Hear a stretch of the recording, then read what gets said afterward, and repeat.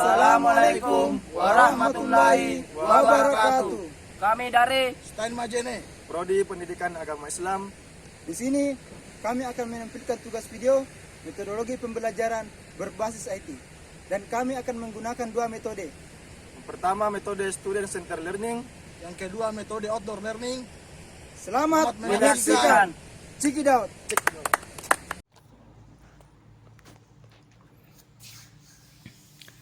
Terlebih dahulu, saya akan menjelaskan mengenai dua metode yang akan kami gunakan, yaitu metode outdoor learning. Metode outdoor learning merupakan salah satu metode pembelajaran yang memanfaatkan alam sebagai sumber belajar. Student Center Learning. Student Center Learning adalah proses pembelajaran yang tadinya berfokus kepada guru menjadi pembelajaran yang berpusat pada siswa. Diharapkan dapat mendorong siswa untuk terlibat secara aktif dalam membangun pengetahuan, sikap, dan perilaku. Melalui proses pembelajaran yang keterlibatan siswa secara aktif, berarti guru tidak lagi mengambil hak seorang peserta didik untuk belajar.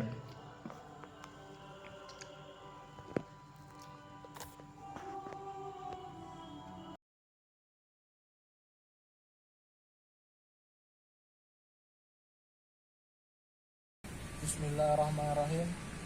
Assalamualaikum warahmatullahi wabarakatuh. Waalaikumsalam warahmatullahi wabarakatuh. Alhamdulillahilladzi bi ni'matil iman wal islam. Asyhadu an la ilaha illallah wa asyhadu anna Muhammadan abduhu wa rasuluh. La nabiyya wa la rasula ba'da ma ba'd. Pertama-tama dan paling utama, marilah kita memanjatkan rasul kita kepada Allah Subhanahu wa taala, di mana berkat nikmat dan karunia-Nya lah sehingga kita bisa melangkahkan kaki kita, mengayunkan tangan kita menuju ke tempat ini guna untuk melanjutkan mata pembelajaran sejarah kebudayaan Islam. Salam serta salawat semoga terlimpahkan kepada uswatul hasanah, panutan yang terbaik yang dikirimkan oleh Allah Subhanahu wa taala ke permukaan bumi ini, yakni baginda Nabi Muhammad SAW. Sebelum memasuki pembelajaran, Bapak terlebih dahulu akan mengabsen. Namanya dengarkan baik-baik ya.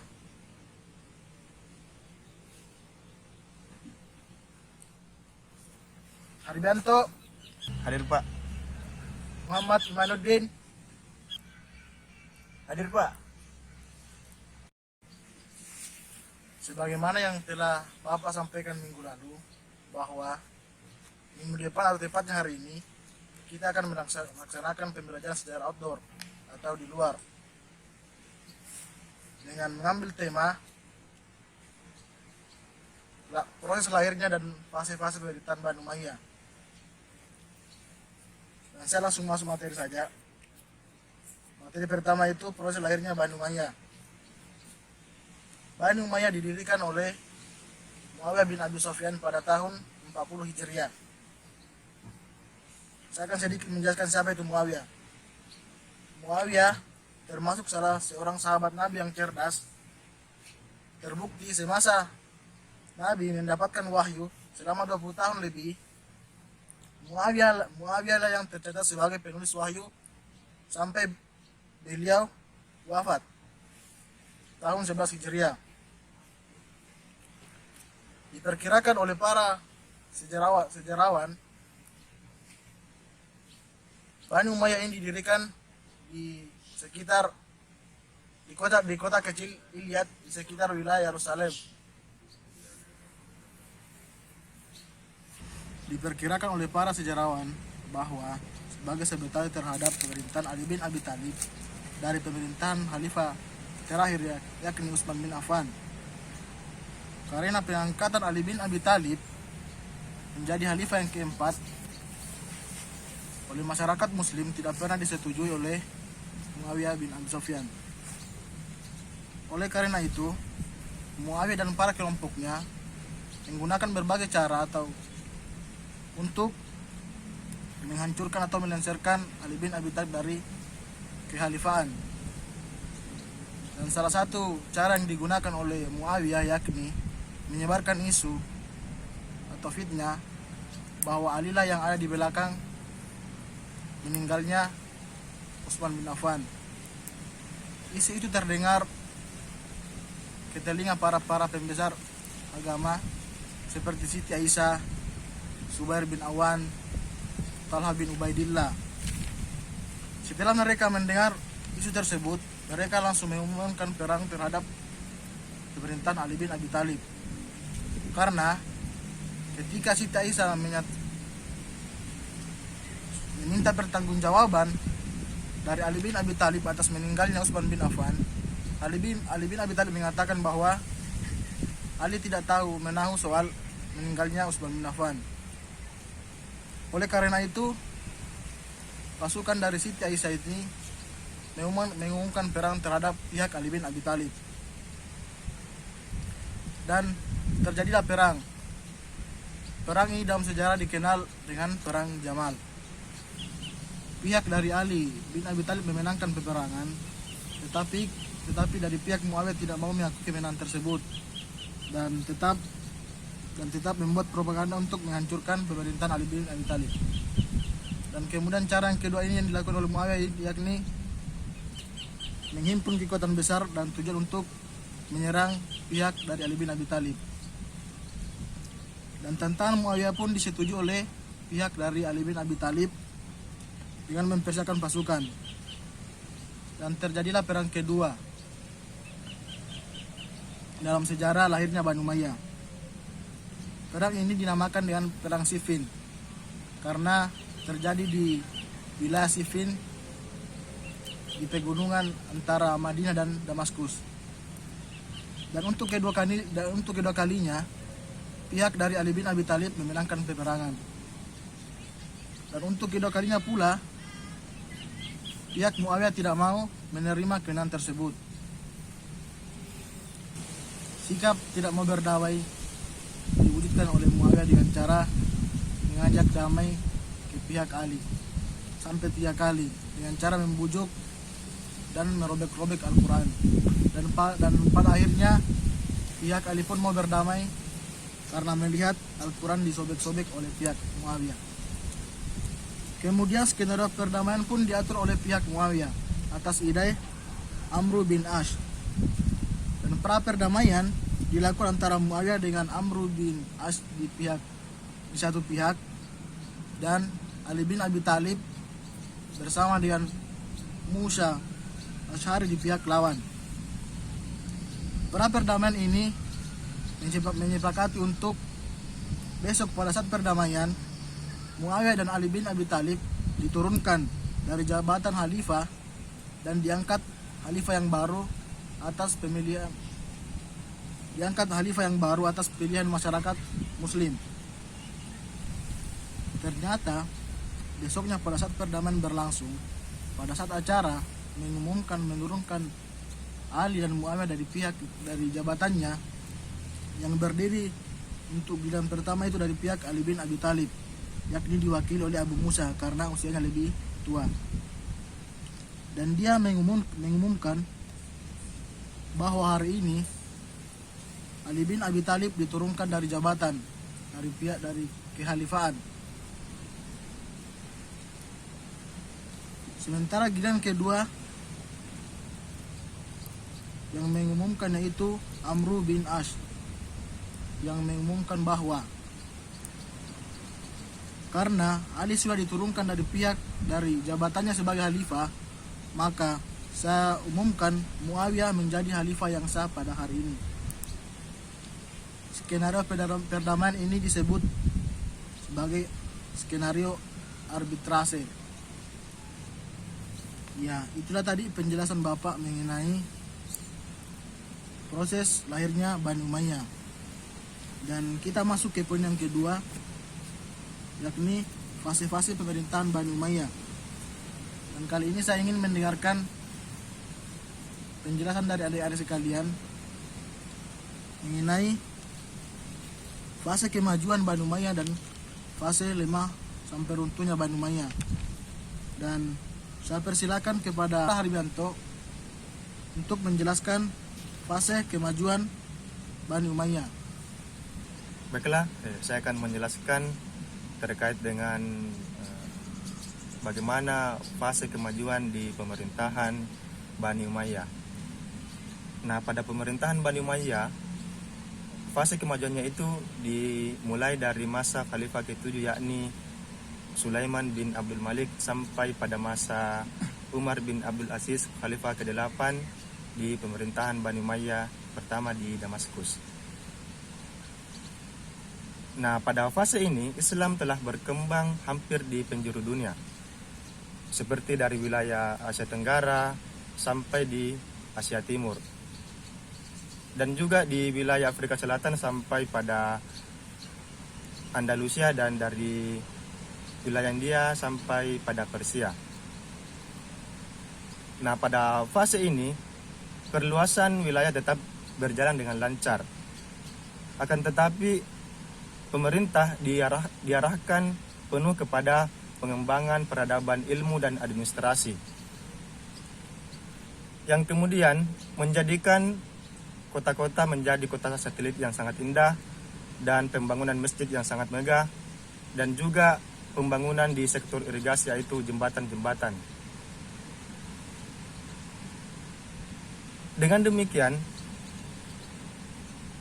pemerintahan Bani Umayyah ini sudah sangat jelas dengan adanya juga bukti kemajuan peradaban seperti penemuan mata uang sebagai alat pembayaran yang sah dan bermanfaat bagi orang-orang yang berada di wilayah-wilayah atau daerah di penguasaan pemerintahan Bani Umayyah ini. Nah, yang selanjutnya itu adalah bentuk-bentuk peradaban yang tumbuh pada masa kejayaan atau kemajuan di pemerintahan Bani Umayyah ini. Diantaranya ialah yang pertama yaitu di segi ilmu pengetahuan, yang dimana sudah adanya qiraat, nahwu, tafsir, hadis, dan sejarah. Dan yang kedua itu kita bisa melihat dari bagaimana bangunan fisik seperti istana, masjid, dan irigasi dan jembatan. Dan yang ketiga itu adalah kita bisa melihat dari fasilitas pendidikan. Dan fasilitas pendidikan di pemerintahan Bani Umayyah ini itu sudah mengalami yang namanya kemajuan yang sangat pesat, ditandai dengan pengadaan seperti halaqah di masjid dan majelis munadarah. Dan yang terakhir itu adalah bagaimana di sektor departemen pemerintah. Nah, di pemerintahan Bani Umayyah ini itu sudah adanya seperti yang namanya keuangan, politik, keamanan, administrasi, hukum, ketentaraan atau militer, sekretaris, dan pengantar surat. Nah, itulah yang bisa saya sampaikan terkait dengan bagaimana fase kemajuan di pemerintahan Bani Umayyah. Sekian dan terima kasih. Itulah tadi penjelasan dari Saudara Harbianto mengenai fase kemajuan Bani Umayyah. Dan selanjutnya saya ingin mendengarkan penjelasan dari Imanuddin mengenai fase lemah sampai runtuhnya Bani Umayyah. Saya persilakan Saudara Imanuddin untuk menjelaskan. Baiklah, saya akan menjelaskan mengenai fase lemah sampai runtuhnya pemerintahan Bani Umayyah. Fase ini dimulai pada masa kekuasaan Yazid bin Abdul Malik, di mana pada masa pemerintahan Yazid bin Abdul Malik ini dia tidak dapat mengendalikan pemerintahan seperti yang dilakukan oleh saudaranya yaitu Walid dan Sulaiman. Pada saat Yazid bin Abdul Malik ini diangkat, itu terjadi banyak sekali pemberontakan. Nah, Yazid di sini tidak dapat mengendalikan pemberontakan yang terjadi di dalam pemerintahannya tersebut.